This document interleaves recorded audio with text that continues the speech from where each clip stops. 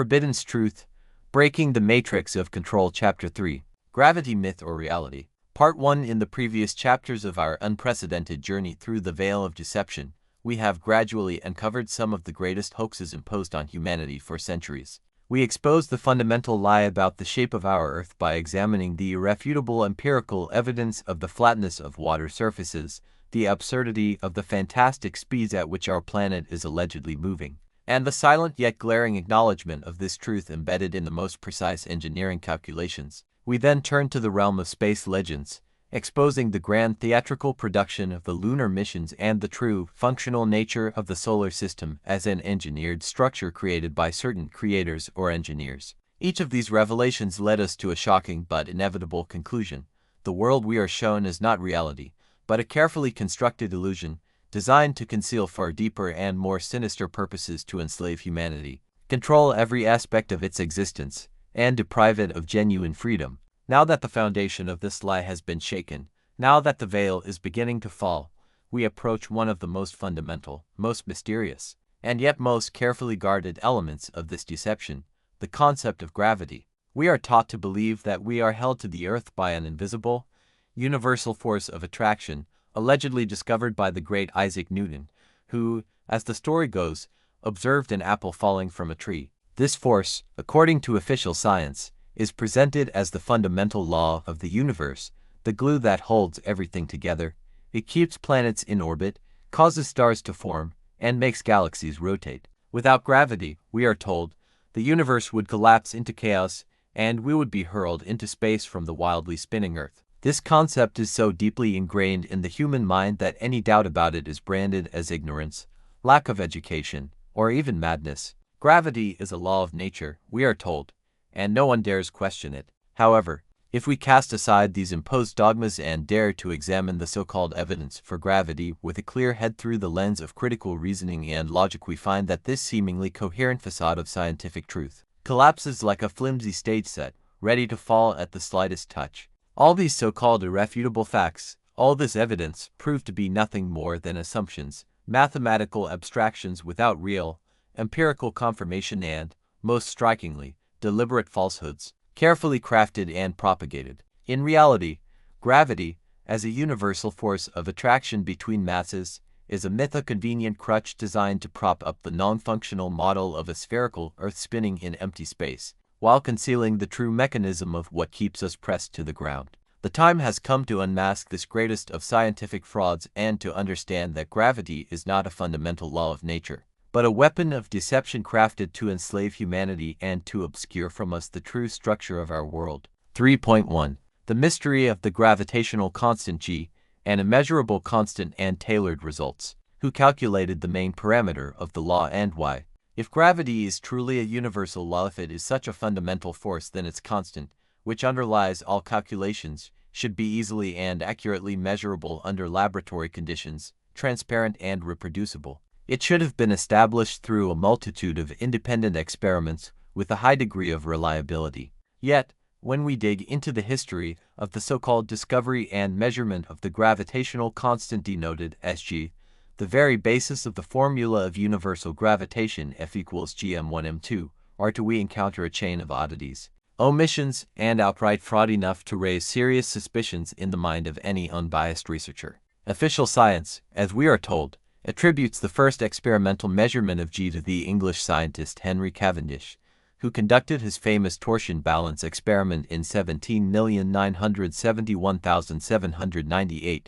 This experiment is often cited as irrefutable proof of the existence and measurability of gravity, a triumph of experimental physics. However, a more thorough and impartial study of his work, including his original notes and publications, reveals something very different.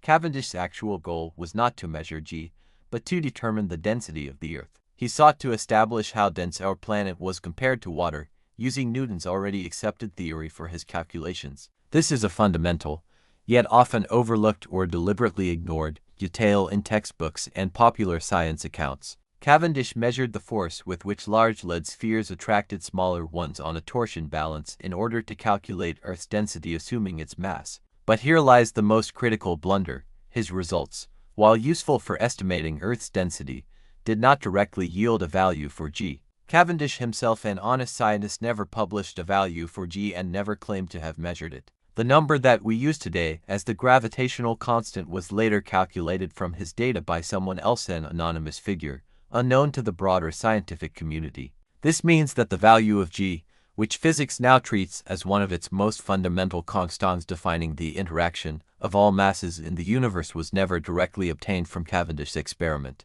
Instead, it was retrofitted into Newton's theoretical framework so the math would work out. It was not discovered through independent, reproducible research, but tailored to save a preconceived theory. Reality was bent to fit the formula, not the other way around. Later, this entire experiment was quietly relegated to obscurity, replaced by far more dramatic evidence from space drawings, photographs, and videos that are far harder for ordinary people to verify.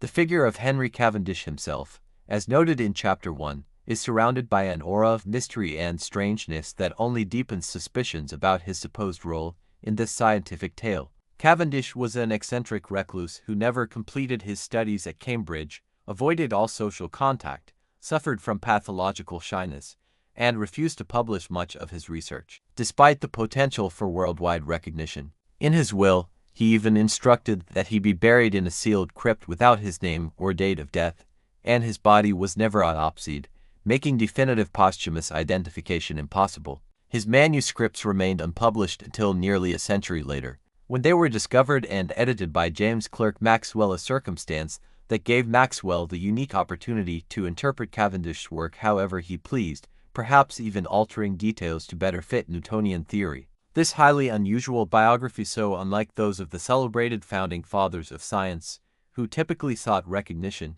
prestige, and fame, forces us to ask, was Cavendish merely a convenient figurehead? Was his name used to legitimize a concept that required a scientific cover, when in reality the constant G was concocted behind closed doors by those already steering the course of science to serve a new, spherical paradigm of the world? This mystery surrounding G and its so-called discoverer is an alarming signal that points to the possibility of falsification at the very heart of modern physics, the invention of a convenient constant to mathematically justify the motion of celestial bodies in empty space. If gravity were truly a fundamental force, if it were so obvious and measurable, why is its constant so elusive and its origin so murky? Why is its supposed discovery tied to such a dubious figure and such strange circumstances?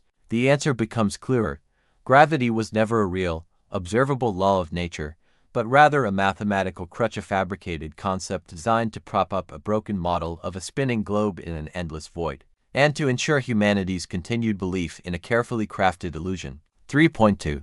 Tides, moon manipulation, or another explanation? The inconsistency of the gravitational theory and water anomalies. One of the most convincing and seemingly self-evident arguments for gravity is the phenomenon of tides, the periodic rising and falling of sea and ocean levels. We are told that tides are caused by the moon's gravitational pull and, to a lesser extent, the sun's acting on Earth's waters. According to this theory, the moon pulls the water toward itself, creating a bulge on the side facing it and, strangely enough, another bulge on the opposite side, supposedly due to inertia and the Earth's lag. This explanation, taught in schools and universities as an unquestionable fact, may sound plausible at first glance, but on closer inspection, it collapses under the weight of contradictions and loopholes that official science brushes aside with vague correction factors. The absurdity of gravitational selectivity.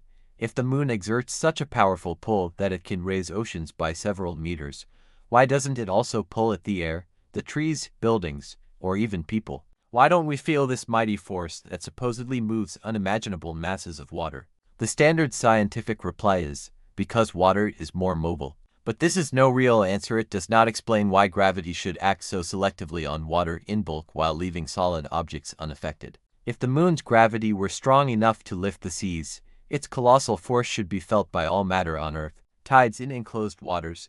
If lunar gravity is the cause, why are tides observed even in relatively small and enclosed bodies of water such as lakes, and in some cases, even swimming pools? According to the theory, the effect in such small volumes should be negligible. Yet measurements reveal tidal fluctuations even there, however slight. Official science dismisses this with resonance effects or Sitch's standing waves, but these are little more than excuses, not true explanations for the universality of the phenomenon. The problem of timing. Maximum tides should occur precisely when the moon is overhead. Yet in reality, there is often a significant delay between the moon's position and the tide's peak. This inconsistency is hand-waved away with talk of complex shoreline interactions, ocean depth, or resonance phenomena. But if gravity is a universal law, why does it manifest itself in such a messy, irregular way? Tides on both sides of Earth. The spherical Earth model requires tides to occur both on the side facing the moon and on the opposite side. But if Earth is flat and under the dome, with the moon moving above it, the supposed pull should only affect the side directly beneath the moon, not both. The fact that tides do occur on both sides exposes another flaw in the spherical Earth plus lunar gravity narrative, one that is patched with the dubious notion of inertia. The moon's cooling light. As we will examine in Chapter 7, moonlight does not warm, it cools.